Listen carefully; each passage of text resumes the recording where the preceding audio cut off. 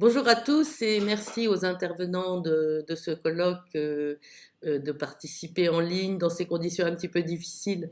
Je vais traiter aujourd'hui d'une question qui est vraiment très large, la socialisation culturelle des jeunes à l'ère numérique, à savoir quelles sont les transformations qu'a pu opérer le numérique en matière de socialisation culturelle des jeunes. Et ça va être d'autant plus une question trop large que je vais envisager les pratiques culturelles de façon tout à fait très extensive. Je vais reprendre une définition de Philippe Coulangeon qui décrit les pratiques culturelles comme étant toutes les activités accomplies dans le temps libre, sans finalité productive et dans lesquelles les individus rencontrent des possibilités d'expression. Donc on démarre sur quelque chose de très vaste et je partirai d'abord d'un constat. Le constat, c'est qu'aujourd'hui, Internet est entré dans la vie de tous les jeunes et même entré en force. C'est un constat absolument indéniable. 98% des 9-17 ans ont une connexion à domicile en France. Le temps passé en ligne est devenu totalement élastique avec les offres illimitées et il s'est affranchi de toutes les contraintes domiciliaires avec les smartphones et les tablettes. Et donc, je montre sur cette diapositive les progressions des temps de consommation, enfin des temps de passé sur Internet entre 2012 et 2017 qui montrent des progressions absolument considérables. Ce sont des chiffres d'une étude de Junior Connect Ipsos. Même les 1-6 ans en 2017 passent en moyenne 4h37 sur Internet par semaine, alors que ce n'était que 2h10 en 2012. Bon, ces chiffres continuent de monter avec l'avancée en âge. Il faut aussi noter que les enfants des ouvriers ou des employés passent en moyenne 20 minutes par jour de plus que les enfants des cadres et des professions intellectuelles supérieures. Ça, ce sont les chiffres de l'enquête EU Kids Online qui portait sur les 6-16 ans en France. Enfin, et je crois que c'est un phénomène important à souligner, le renouvellement des réseaux sociaux numériques spécifiquement ciblés sur les jeunes s'est énormément accéléré. Les jeunes ont délaissé Facebook, qui continue d'être le réseau social le plus fréquenté par les plus de 25 ans, tous les adultes, et eux se sont dirigés vers des réseaux qu'ils se sont appropriés comme des territoires propres. Le premier réseau, c'est un sondage Médiamétrie de 2019, Snapchat est le premier réseau utilisé par 54% des 11-14 ans, 68% des 15-19 ans. Et le deuxième réseau, c'est Instagram. Facebook ne vient qu'en troisième place, alors qu'on constate que dès qu'on passe après la barre des 25 ans, c'est le réseau principal d'utilisation. En gros, comme le souligne la dernière livraison de l'enquête PCF de Pratique culturelle des Français de 2020, en l'espace d'une décennie, les usages numériques sont devenus majoritaires dans le quotidien des 15-24 ans et ils s'accompagnent d'un fort déclin de la lecture et des sorties culturelles, à l'exception notable du cinéma. Alors, la question que je vais poser dans cette intervention, euh, elle est un peu positionnée sur le fait de discuter, le fait qu'on a considéré cette génération comme faisant une sorte de bloc. Ça serait une génération douée d'habilités propres face aux nouveaux outils, qui se serait approprié toutes ces ouvertures en matière de participation culturelle ou politique. On les a appelés les digital natives, on les a appelés la génération Y. Et moi, je trouve qu'il y a eu toute une période de discours enchantés sur cette fameuse génération Y ou digital natives qui n'ont pas permis de comprendre assez vite qu'Internet est absolument soumis aux mêmes lignes de fracture du monde social et peut même participer directement des persistances de ces fractures. Donc moi, je vais me joindre à quelques voix qui se sont élevées face au discours enchanté sur les digital natives pour rappeler que les pratiques continuent d'être extraordinairement clivées par des effets de classe, de position sociale, d'origine sociale, de genre. Le numérique fait deux promesses en matière culturelle. Du côté de l'offre culturelle, le réseau promet d'ouvrir de nouvelles opportunités. Il est désormais très facile d'accéder à un choix quasi illimité de musique, de films, de séries, de jeux vidéo et même de spectacles vivants pour des coûts qui sont souvent réduits, voire qui sont nuls si on télécharge illégalement. La deuxième promesse, c'est du côté de la participation culturelle, avec des changements qui sont très importants. Les internautes sont appelés à créer, à échanger en ligne, et les passions qui autrefois dépendaient des ressources locales peuvent aujourd'hui se développer à très grande échelle et avec des interlocuteurs lointains. Ce sont donc là les deux promesses.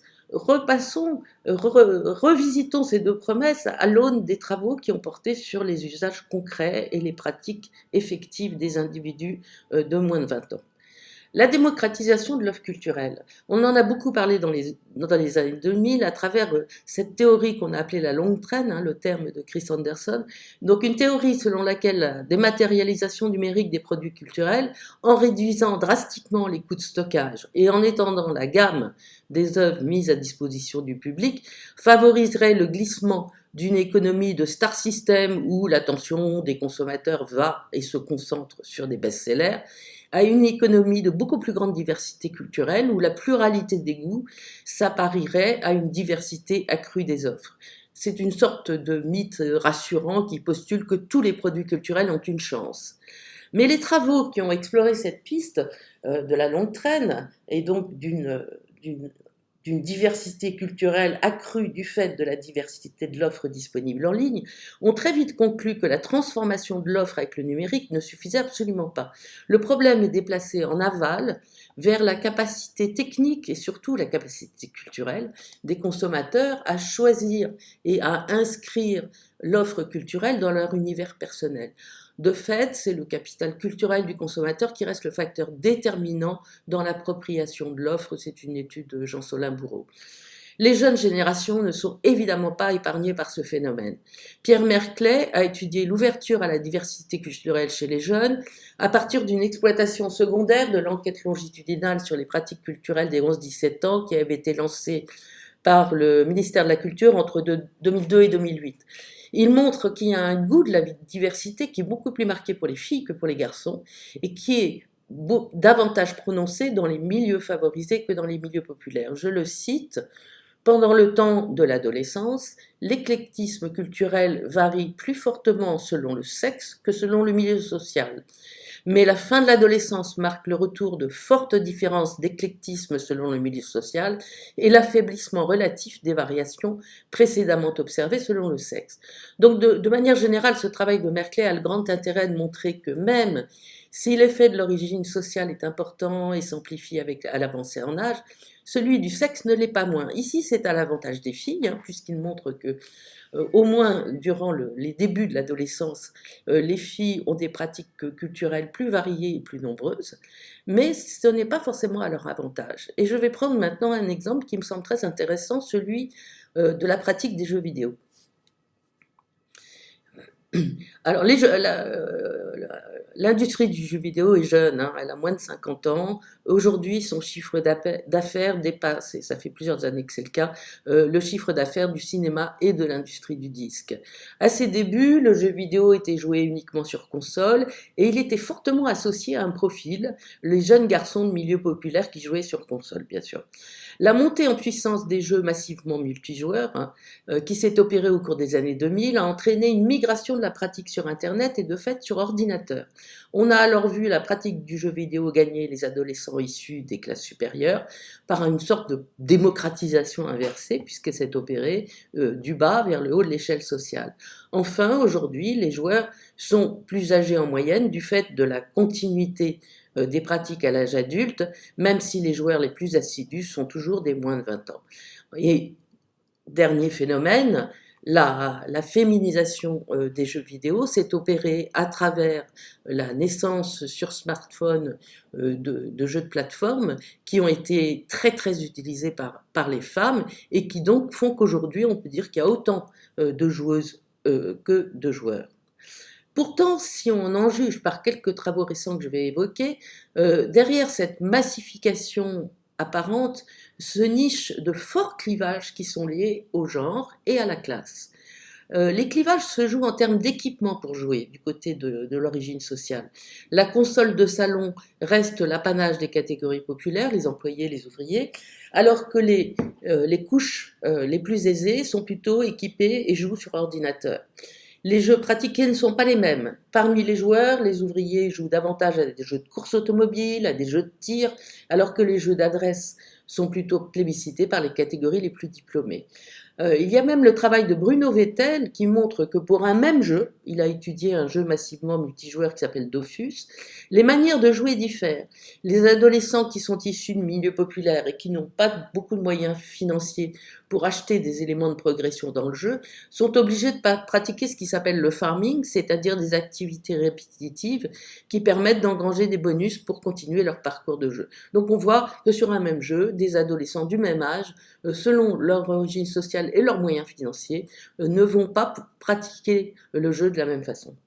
Le jeu vidéo est aussi un cas vraiment très intéressant de la permanence de ce que Isabelle Claire a appelé l'ordre du genre, à savoir, elle entend par ce terme, le double processus de distinction entre le masculin et le féminin et de hiérarchisation du masculin comme supérieur au féminin. Et là, je vais évoquer une enquête qui m'a semblé très passionnante, une enquête de Barbara Fontard et Michael Lementec, publiée en 2020, sur les pratiques vidéoludiques d'adolescents âgés de 13 à 15 ans, et qui montre que la féminisation de la pratique qui s'est opérée ces 15 dernières années, à travers les jeux sur smartphone notamment, connaît de nombreuses limites. Lorsque les filles, leur enquête a été menée par questionnaire, focus group, entretien, c'est une grosse enquête. Lorsque les filles pratiquent les jeux vidéo, c'est en général dans le cadre du cercle familial et dans le salon, alors que les garçons diversifient les lieux du jeu, ils pratiquent chez eux, chez des amis, dans une salle de jeu, et ils diversifient aussi les personnes avec qui ils jouent. Ils observent aussi une permanence de cette inébranlable opposition entre jeux d'action et jeux de simulation qui contribuent à construire symboliquement des espaces du masculin et du féminin. Leur enquête qualitative est particulièrement riche. Elle s'intéresse aux transgressions de genre en matière de jeu et aux contextes dans lesquels ces transgressions de genre peuvent être mises en scène. Il montre que lorsque la pratique vidéoludique des filles est abordée dans le cadre de focus group mixtes, à savoir garçons-filles, celle-ci est particulièrement dénigrée par les garçons.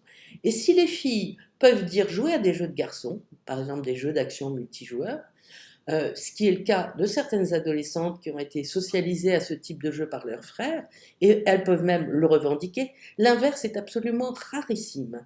Les jeux, je les cite, dits de filles, sont dévalorisés, voire discrédités, et considérés comme une sous-pratique vidéoludique. À l'image du garçon manqué, qui est supportable, puisqu'une fille peut revendiquer de pratiquer certains jeux multijoueurs plutôt masculins, renvoie à celle de la tapette beaucoup plus stigmatisante. Et là, on voit bien qu'il y a toujours cette énième illustration du principe de valence différentielle des sexes qu'a étudié Françoise Héritier. Et tous les travaux récents qui ont été menés sur les jeux vidéo montrent exactement la même chose, c'est-à-dire cette très forte stigmatisation du garçon qui jouerait à des jeux associés à l'univers féminin. Je pense aux travaux de Chloé Pabers, aux travaux de Johan Cholet par exemple. Fontard et Lementec posent enfin une question vraiment intéressante dans leur enquête. Ils se demandent à quelles conditions est-il possible d'assumer sa pratique vidéoludique quand on est une fille. Et leur focus group, ils en ont mené beaucoup et dans des contextes sociaux variés, montre que l'assomption de la pratique par les adolescentes, c'est-à-dire le fait de dire qu'on joue et qu'on aime ça, et que même on peut jouer à des jeux de garçons, semble bien plus importante et admise dans les groupes urbains et favorisés, c'est-à-dire de recrutement urbain et favorisé, que dans les groupes réalisés en milieu rural et modeste. Donc l'exemple du jeu vidéo, à mon avis, est un bon exemple parce qu'il montre que les inégalités de genre sont venues se greffer sur des inégalités sociales de pratique qui étaient persistantes. Donc je crois qu'il faut vraiment renoncer à l'idée qu'il y a un univers chez les digital natives, mais bien plutôt réfléchir à des univers qui sont hiérarchisés, que ce soit au niveau des équipements, des sociabilités ludiques ou des contenus. J'en viens maintenant à la deuxième promesse culturelle que nous fait le numérique, la culture participative.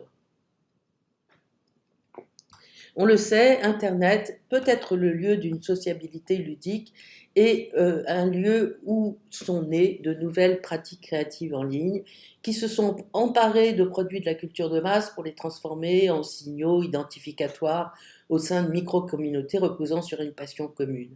Il y a eu les travaux de Sébastien François sur les fanfictions autour des livres, des Harry Potter. Il y a eu les travaux de Nicolas Auray et Fanny Georges sur les machiminas autour des jeux vidéo, les travaux de Laurence Allard autour du fan-subbing, autour des séries. Donc on voit qu'il y a une profusion de pratiques créatives en ligne qui sont nées avec le numérique et qui s'intègrent dans un renouvellement assez profond de la culture fan. La culture fan a pris une nouvelle forme sur les espaces numériques. Les fans de stars qui avant se limitaient à la consommation des produits de leurs stars peuvent aujourd'hui opérer un certain nombre de pratiques créatives autour de leur fanitude, si je puis l'appeler ainsi.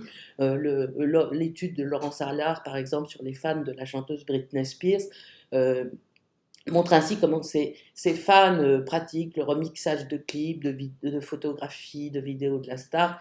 Et en fait, elle interprète cela comme un phénomène, non seulement de pratique créative, mais aussi d'une individualisation réflexive. Et en fait, c'est vrai qu'il y a eu un certain nombre d'analyses qui ont été assez optimistes, comme celles qui ont porté sur l'ouverture de l'offre culturelle, notamment Laurence Allard, qui voit l'ouverture d'un nouveau chapitre dans le rapport à la culture et à la sociabilité chez les jeunes, où ce fameux individualisme expressif autoriserait de nouvelles formes de pratiques créatives. Maintenant, contre ce modèle qui voit dans la culture participative la clé de voûte d'une expression libre, créative, une autre vision consiste à resituer ces usages dans le cadre des appartenances socioculturelles.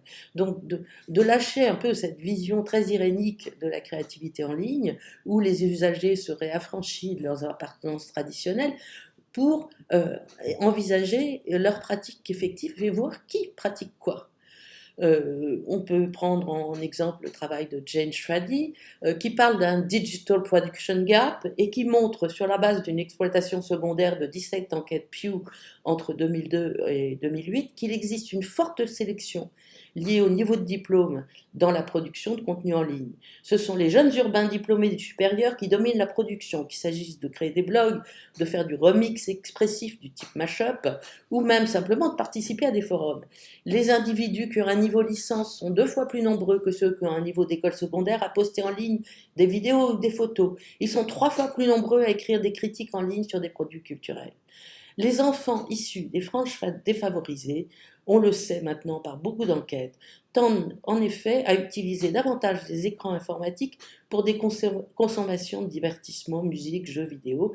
Inversement, ce sont les enfants qui sont issus des familles les plus diplômés qui se montrent les plus actifs dans leurs usages de l'ordinateur, qui créent des sites web, qui écrivent sur ordinateur, qui font les pratiques créatives de dessin, par exemple.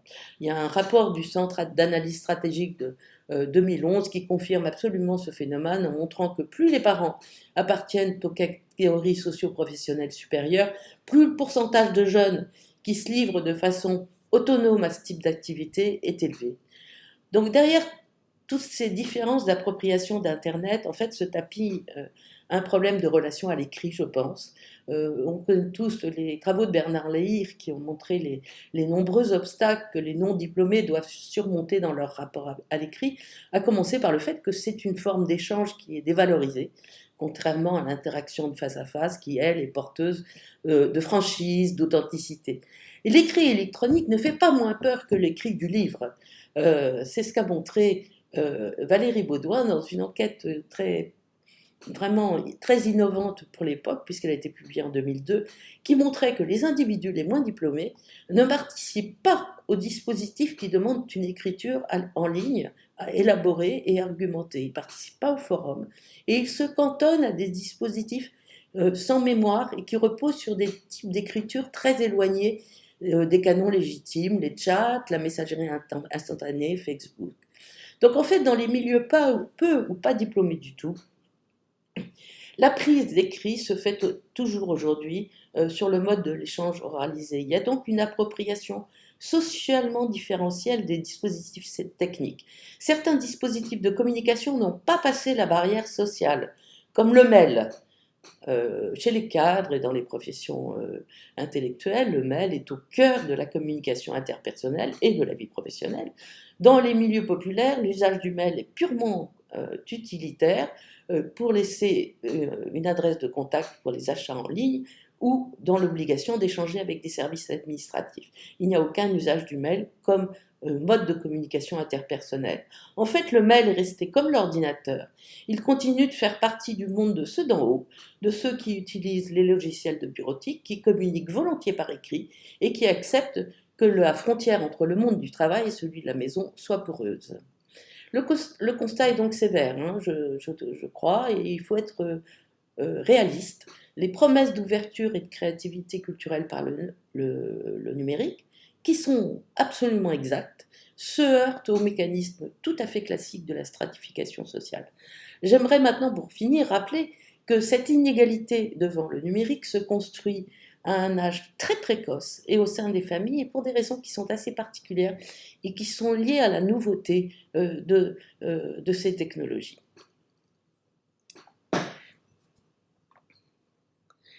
Donc, je vais un peu essayer de comprendre cette construction précoce de l'inégalité devant le numérique. Est-ce que c'est, et ça c'est l'objet de cette 8e diapositive, est-ce que c'est un problème classique de transmission culturelle? Bon, on sait bien que la question des transmissions familiales a été au cœur d'énormément de travaux en sociologie de la culture et qui montrent tous effectivement que même si les parents ne transmettent pas forcément leur goût, ils transmettent une appétence à la culture et un cadrage du rapport à la culture qui est bien particulier et qui dépend fortement du niveau de diplôme des parents. L'enquête de Merkley dont j'ai déjà parlé, soutenue en 2017, montre qu'à chaque âge, les jeunes qui sont les plus investis dans les loisirs culturels sont ceux dont les parents sont eux-mêmes les plus investis, même si les objets ou les pratiques culturelles des enfants et des parents ne sont pas les mêmes. Et Merkley a cette intuition qui me semble très juste, qu'il y a moins une transmission des goûts qu'une transmission des appétences à la participation culturelle, et c'est ce qu'il appelle une transmutation. Cette transmission se joue de façon très précoce. Il y a ce travail intéressant de Berthomier et Octobre sur la primo-socialisation culturelle et qui a reposé sur un sous-traitement de la cohorte ELF. La cohorte ELF, c'est un ensemble assez important, un effectif assez élevé d'enfants qui sont suivis de la naissance à l'âge de 3 ans, et elles montrent très bien dans leur travail que la construction des dispositions culturelles de l'enfant repose sur l'articulation de 3 niveaux. Une fréquentation des objets et des contenus culturels au domicile, il y a des livres où il n'y en a pas, il y a de la musique où il n'y en a pas, une exposition aux exemples parentaux de consommation culturelle, hein, avant même à moins de 3 ans, on est confronté, on est exposé à travers les consommations de ses parents. Le fait d'avoir été initié par ses parents, que ce soit à la pratique elle-même, c'est-à-dire l'accompagnement à la lecture, par exemple, à la petite enfance, ou par des discussions à ce sujet. Sur ces 3 niveaux, le niveau de diplôme des parents et surtout le niveau de diplôme de la mère a un effet direct. Octobre et Berthomier identifient 5 climats familiaux qui sont plus ou moins propices à la socialisation culturelle de l'enfant, et ce qu'elle montre, la conclusion, c'est que le climat familial le moins propice est typiquement celui où les pratiques des parents, comme les pratiques communes avec l'enfant, sont peu fréquentes, peu variées, les équipements culturels sont peu nombreux, et ce sont toujours des familles populaires, faiblement dotées en capitaux économiques et culturels. Donc on voit la transmission culturelle, elle se joue dans la famille et elle se joue à un âge très précoce. Maintenant, j'aimerais essayer de comprendre, sur la base d'une recherche que j'ai menée récemment, est-ce que, à propos d'Internet, il faut poser la question un peu différemment, pour voir comment certaines illusions autour de l'outil peuvent conduire à un malentendu sur la nature, par principe, de sa dimension culturelle. Donc, je vais évoquer maintenant quelques pistes que m'ont suggéré une recherche que j'ai menée en 2014, 2015 et 2016, dans des zones rurales de 3 régions françaises, auprès de 50 mères qui étaient 50 mères de famille qui étaient employées des services à la personne, aide à domicile, aide-soignante. Ces familles avec enfants appartiennent aux fractions qu'on appelle stables des classes populaires. Elles ne sont pas dans la précarité, même si c'est la France à 1 500 € par mois, donc on a des revenus assez contraints. Aucune des mères n'a fait d'études supérieures. Les conjoints sont souvent des artisans à leur compte. Les couples, très souvent propriétaires de leur maison, qu'ils ont parfois construite eux-mêmes. Il y a une très faible proportion d'individus d'origine immigrée dans l'enquête qui s'explique par le fait que j'ai mené l'enquête en contexte rural. Et toutes ces familles avaient une connexion Internet relativement récente, depuis moins de 10 ans, au moment de l'enquête, et leur support de connexion privilégié était le smartphone. Ils étaient toujours la première génération à avoir Internet dans leur famille. Je vais donc partir du discours des mères recueillis au cours de ces entretiens pour essayer de comprendre ce qui se passe autour d'Internet en termes de transmission culturelle.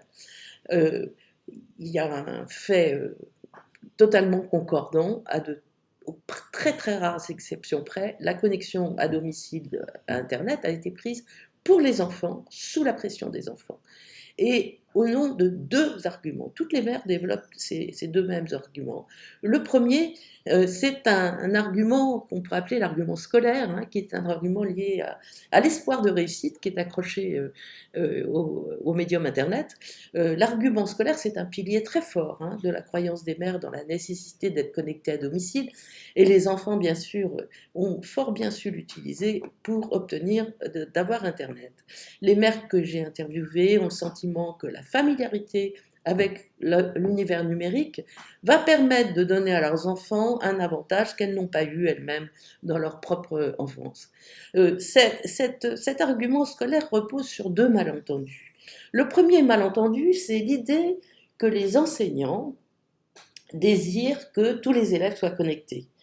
Alors c'est vrai que la généralisation des espaces numériques de travail, la dématérialisation des manuels, ou pas d'un certain nombre de manuels, en tout cas les échanges numériques entre l'école et les parents, tout cela a contribué à ancrer cette conviction.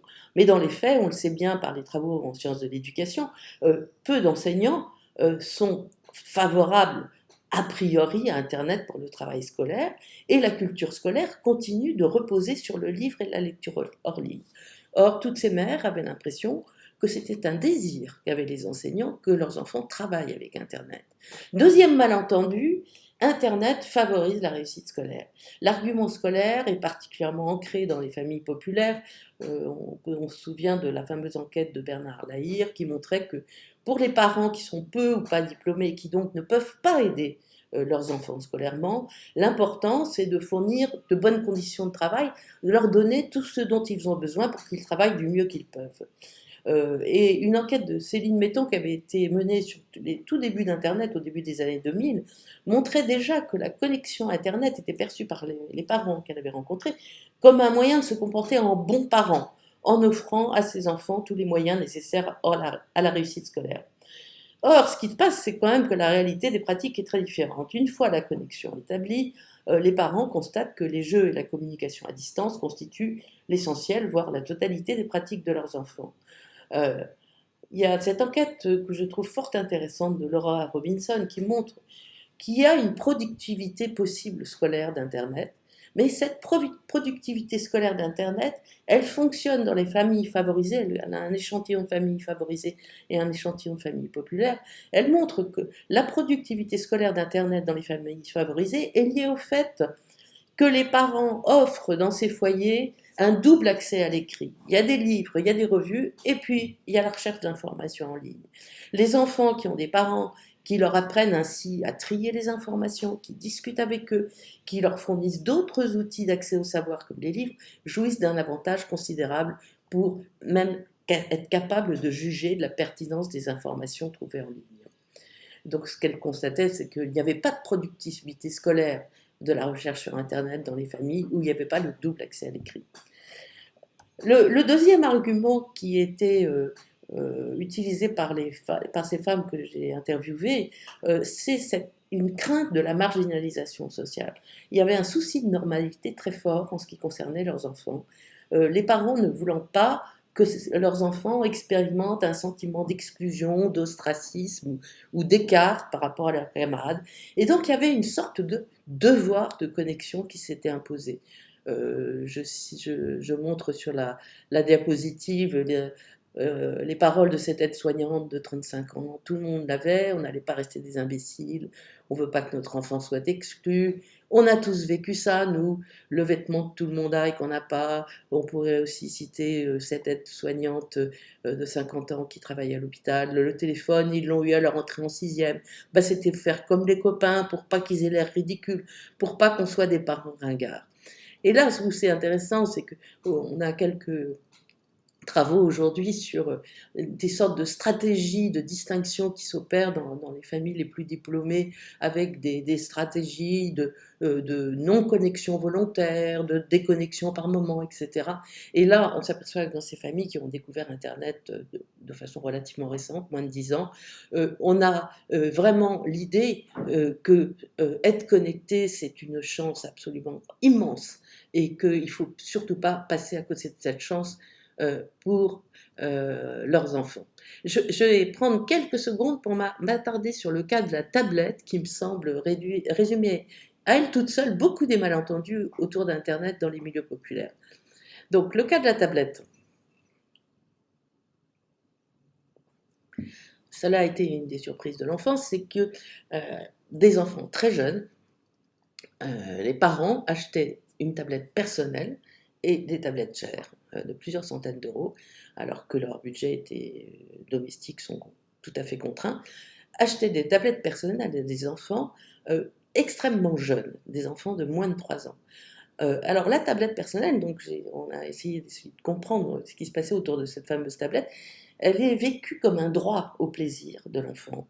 Elle fait partie de cet Internet tactile, c'est-à-dire l'Internet où on touche avec le doigt plutôt qu'on ne passe pas par le clavier. Un Internet tactile qui est resté au cœur des pratiques en ligne des classes populaires aujourd'hui. Et donc un très jeune enfant peut, en cliquant sur des icônes, naviguer de façon relativement autonome, même s'il ne sait pas lire et s'il ne sait pas écrire, ce qui est forcément le cas des enfants de 3 ans. Donc c'est un équipement très précoce que j'ai retrouvé dans beaucoup de foyers et qui n'est...